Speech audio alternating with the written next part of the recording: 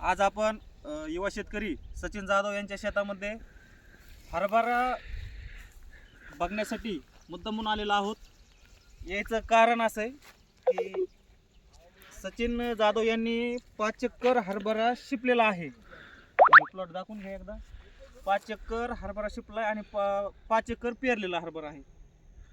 तर इथं येऊन असं जाणवलं की या 5 एकर मध्ये जे शिपलेल्या हरभऱ्यामध्ये फुटवा, डुकराचा त्रास आणि फुटवा भरपूर झालेला आहे आणि पेरलेल्या ह्याच्यात अशा अडचण आलेली आहे। डुकरांनी तर फार त्रास दिला आहे, पण फुटव्याची बी थोडी कमतरता जाणवते ह्याच्यावर। नाना तुम्ही 2 शब्द सांगा ना, एडिट करू पुन्हा आपण। सांगा काय नाही। फेकलेल्या हरभरा एक संरक्षण होत आहे की डुकराला सापडत नाही आणि शेतकऱ्याचा फायदा राहतो, संख्या जास्त होते, उत्पन्न वाढतं। आणि पेरल्या हरभरा कसे अंतर जास्त असल्यामुळे उत्पन्न कमी राहतं आणि संख्या कमी असल्यामुळे उत्पन्न कमी होतं आणि फेकलेल्या हरभरा उत्पन्न जास्त वाढतं।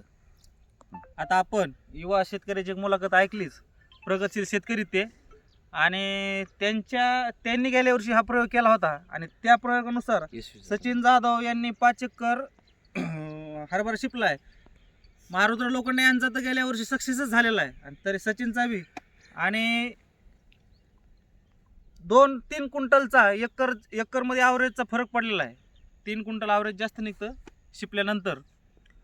तर ग्रुप शेती केल्यानंतर काय होतं, तर ग्रुप शेती केल्यानंतर आज जवळपास इथं तुम्ही जर कॅमेरा फिरवला सगळ्या आजूबाजूला, तर जवळपास इथं 25-30 एकर हरभरा आहे। एकदा सर्व टोटल एरिया दाखवा। हा शेड, पलकाडी विहीर, पूर्ण असा हरभरा आहे आणि ही एका ठिकाणचा 25 एकर आहे।